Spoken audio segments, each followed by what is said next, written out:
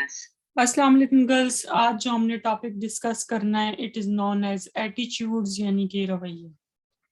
रवैये हमारी लाइफ में बहुत इंपॉर्टेंट रोल प्ले करते हैं। ठीक है, रवैये बेसिकली हमारी किसी भी चीज के बारे में पॉजिटिव या नेगेटिव एवेल्युएशन है। ठीक है, कि हम किसी चीज के बारे में किस तरीके से सोचते हैं। तो इसको डिफाइन करने के लिए जो बेस्ट डेफिनेशन है वो एलपोर्ट ने दी है। एलपोर्ट क्या कहते हैं कि mental and neural state of readiness organised through experience exerting a directive or dynamic influence upon the individual, and we perform our responses based on these mental and neural state of readiness. ठीक है, यानी कि ज़हनी और असाबी आमादगी जो कि तजर्बे के नतीजे में पैदा होती है। आप मेंटली किसी चीज को रिस्पॉन्ड करने के लिए रेडी होते हैं, और ये रिस्पॉन्स करने के लिए जो हम रेडी होते हैं इसका ताल्लुक हमारे पास्ट एक्सपीरियंसेस से होता है। और जब हम किसी भी फर्द को या किसी भी चीज को जवाब देते हैं तो इन पास्ट एक्सपीरियंसेस को ज़हन में रखकर जवाब देते हैं। तो ज़हनी और असाबी आमादगी जो कि तजर्बे के नतीजे में पैदा होती है और जिसके तहत हम अपने जवाबी अफ़ाल सर अंजाम देते हैं, रवैया कहलाती है। न्यूकॉम के मुताबिक रवैया किसी फर्द का वो इदराक, मीलान, तफक्कुर और एहसास है जो वो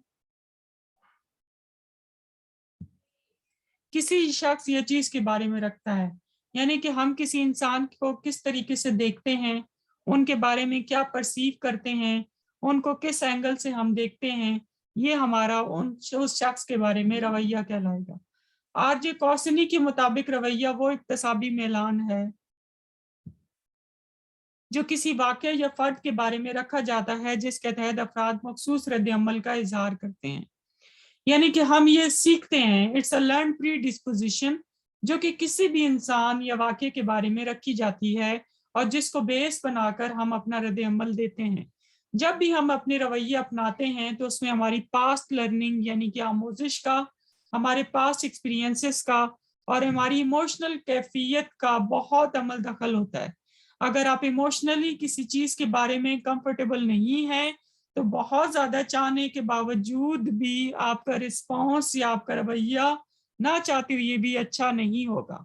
ठीक है, और अगर आपकी इमोशनल कंडीशन अच्छी है तो इवन आपका कोई रवैया जो कि इवन बुरा होना चाहिए आप बुरा नहीं रखेंगे बल्कि अच्छा रखेंगे। इसका मतलब ये है कि हमारी इमोशनल कंडीशन बहुत हद तक डिटरमाइन करती है कि हम किस किस्म का रवैया किसी भी शख्स या किसी भी वाक़ये या किसी भी चीज के बारे में रखेंगे। अक्सर हमारे रवैये हमें धोखा दे जाते हैं। रवैयों के अंदर हमारी प्रेफरेंसेस यानी कि तरजीहात, हमारे बिलीव्स यानी कि अकीदे, हमारे प्रेजुडिसेस यानी कि तासुबात, हमारे सुपरस्टिशियसनेस जैसे कि तोहमात, हमारे साइंस का, मजहब का, पॉलिटिकल ओपिनियंस का, इन सब का जो है वो अमल दखल होता है। रवैये हमारे बिलीव्स के, हमारे एहसासात के, हमारे पसंद नापसंद के आईनादार होते हैं और रवैयों में शिद्दत पाई जाती है। ठीक है, कि ये हम इंटेंसिटी के साथ कोई भी रवैया जो है वो अपनाते हैं। अगर हम रवैयों की बात करें तो इसमें 3 तरह के एलिमेंट्स मौजूद हैं। वो कौन से हैं? वो हैं cognitive element, affective element and behavioural element. सबसे पहले आ जाता है फिक्री पहलू, वकूफी पहलू या कॉग्निटिव एलिमेंट। इसमें हम किसी चीज के बारे में एक सोच रखते हैं, एक कॉग्निशन रखते हैं, एक इदराक रखते हैं किसी चीज के बारे में कि हमने उस चीज को कैसे परसीव करना है। उसके बाद जो अफेक्टिव पहलू है यानी कि जो जज्बाती पहलू है, इसमें किसी भी फर्द या रिश्ते के बारे में इदराक के साथ साथ पॉजिटिव या नेगेटिव फीलिंग्स शामिल होती हैं और इन पॉजिटिव या नेगेटिव फीलिंग्स की भी खास शिद्दत होती है। इंटेंसिटी के साथ हम किसी चीज को लाइक करते हैं या डिसलाइक करते हैं। किरदारी पहलू के तहत अफराद अपने वकूफ और फिक्री पहलुओं के तहत मखसूस किरदार अपनाते हैं जो रवैये का किरदारी पहलू है। जैसे फॉर एग्जाम्पल मुझे क्रिकेट मैच देखना पसंद है, ठीक है, इसे मैं पसंद करती हूँ और इसे खेलना भी मैं पसंद करती हूँ। तो इसका मतलब ये है कि मेरा क्रिकेट के बारे में पॉजिटिव एटीट्यूड है।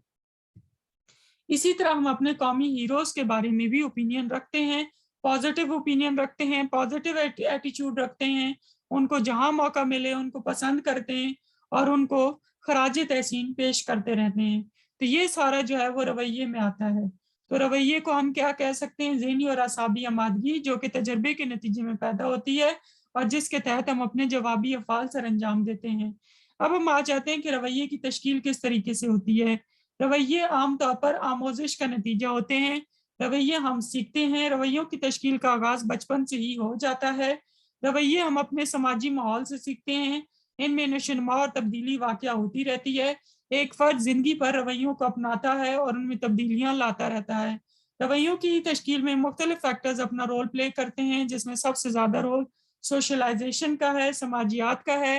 سماجیات کے تحت ہم اپنی بقا کے لیے اپنے معاشرے میں ڈھلنا شروع کر دیتے ہیں اور سماجیات کے ساتھ ساتھ ہم اپنے ماحول میں مختلف قسم کے رویے سیکھتے ہیں، ٹھیک ہے، اور یہ رویے تشکیل پانے لگتے ہیں اور یہ عمل ساری زندگی جاری رہتا ہے۔ اس وجہ سے بعض اوقات ہم اس قسم کی بھی رویے اپنا لیتے ہیں جو ہمارے سماج کے لیے تو ضروری ہوتے ہیں لیکن ہماری ذات کے لیے اچھے یا کارگر ثابت نہیں ہوتے، اور اس کے وائس ورثہ بھی ہو سکتا ہے۔ پھر کچھ رویے ہم اپنے پرسنل ایکسپیرینس سے سیکھتے ہیں، ذاتی تجربات میں انفرادیت بھی پائی جاتی ہے اور یہ تجربات سے ہٹ کر بھی ہو سکتے ہیں۔ تو پرسنل ایکسپیرینسز بھی بعض اوقات ہمیں بہت سارے رویے تشکیل دینے میں اہم رول ادا کرتے ہیں۔ پھر مشروطیت، ہم لوگ چیزوں کے ساتھ جوڑ لیتے ہیں، جیسے کہ اپنی خوشی کسی کے ساتھ جوڑ لینا یا اپنا رویہ، اگلا میرے ساتھ کیسا رویہ رکھے گا اس کی بیس کر کے اپنا رویہ اپنا لینا۔ تو اس طرح سے وقوفی سطح پر ہم چیزوں کے ساتھ جوڑ کر بھی رویے تشکیل دیتے ہیں۔ پھر ری انفورسمنٹ، وہ رویے جو کہ کرنے کے بعد ہمیں تقویت ملتی ہے وہ ہمارے زیادہ دیر تک قائم رہتے ہیں کیونکہ ان کو تقویت ملتی رہتی ہے، وہ ری انفورس ہوتے رہتے ہیں۔ ری انفورسمنٹ کیا ہے؟ Anything that strengthens behaviour, ہر وہ چیز جو کردار کو مضبوط کرے تقویت کہلاتی ہے۔ پھر گروہ وابستگی، ہم جس قسم کے گروپ سے تعلق رکھتے ہیں ہم اس کے مطابق اپنا رویہ اپنا لیتے ہیں، اس لیے ہم کہہ سکتے ہیں کہ گروپ رویوں کی تشکیل میں گروپ بھی بہت امپورٹنٹ رول پلے کرتا ہے۔ پھر ہم کچھ رویے اپنی ضروریات کی تسکین کے لیے اپناتے ہیں اور ضروریات کو پورا کرنے کے لیے ہم اپنے رویے رکھتے ہیں، ٹھیک ہے۔ پھر معلومات، ہماری معلومات جس قسم کی ہوں گی ہم اسی طریقے سے جو ہے وہ اپنے رویے رکھیں گے، ٹی وی پر، میڈیا پر، پرنٹ میڈیا میں، اخباروں میں، میگزینز میں، رسائل میں، ادھر ادھر الیکٹرانک میڈیا میں یا فیس بک پہ یا موبائل کے ذریعے جو بھی ہمیں انفارمیشن ملے گی اس کی بنا پر ہم اپنے رویے جو ہے وہ بنائیں گے۔ پھر ایتھنیسٹی کا بھی بہت رول ہوتا ہے، ہم جس قسم کی ایتھنیسٹی سے تعلق رکھتے ہیں اس کی بنا پر ہم اپنے رویے جو ہے وہ کرتے ہیں۔ عصبیت سے مشترکہ نسلی، سماجی اور تمدنی اوصاف کی بنیاد پر رویوں کی تشکیل ہوتی ہے۔ بدقسمتی سے آج کی دنیا میں عصبیت کو منفی طور پر استعمال کیا جاتا ہے۔ پھر سجیشنز کا بھی رویوں کی تشکیل میں اہم کردار ہوتا ہے۔ ایما یلکا سے مراد وہ مشورہ ہے جو بغیر کسی تنقید کے درست مان لیا جائے۔ رویوں کی تشکیل میں ایما کا بہت زیادہ دخل ہوتا ہے، ایما کی وجہ سے ہمارے بہت سارے رویے جو ہیں وہ تشکیل پاتے ہیں، دوسروں کی بات کا ہمارے اوپر بہت گہرا اثر جو ہے وہ ہوتا ہے۔ پھر رویوں کی تبدیلی میں بہت سارے سوشل اور سائیکولوجیکل اور کلچرل فیکٹرز کار فرما ہوتے ہیں، رویے ہم اپنے تبدیل کرتے رہتے ہیں، ٹھیک ہے، اور اس کی بنا پر جو ہے بہت ساری کریکٹرسٹکس ہیں یا فیکٹرز ہیں جو کہ ہمارے رویوں کی تبدیلی میں اہم کردار ادا کرتے ہیں، جس میں سب سے پہلے پرسنالٹی ٹریٹس ہیں یا پرسنل ٹریٹس ہیں یا ذاتی اوصاف ہیں۔ ذاتی اوصاف بھی رویے کی تبدیلی کا باعث بنتے ہیں، مثلاً ذہین افراد کے مقابلے میں عام طور پر عام افراد کی نسبت ان کے رویے مختلف ہوتے ہیں اور وہ نئی انفارمیشن کی بنا پر اپنے رویے تبدیل کرتے رہتے ہیں۔ پھر آپ کا انٹریکشن کس قسم کے لوگوں سے ہے، آپ کا واسطہ کس قسم کے لوگوں سے پڑتا ہے۔ سماجی تعامل رویوں کی تبدیلیوں کا اہم سبب ہے۔ جب ایک فرد دوسرے افراد کے ساتھ یا گروہ کے ساتھ تعامل کرتا ہے تو اپنے اور تجربے اور مشاہدے کی وجہ سے رویوں میں تبدیلی لاتا رہتا ہے۔ پھر گروہی وابستگی، ہم جس گروپ سے تعلق رکھتے ہیں اس کی بنا پر ہم اپنے رویوں میں تبدیلی لاتے رہتے ہیں، کہ اگر وہ اپنا رویہ تبدیل کر دے تو فرد بھی اپنا رویہ تبدیل کرتا رہتا ہے۔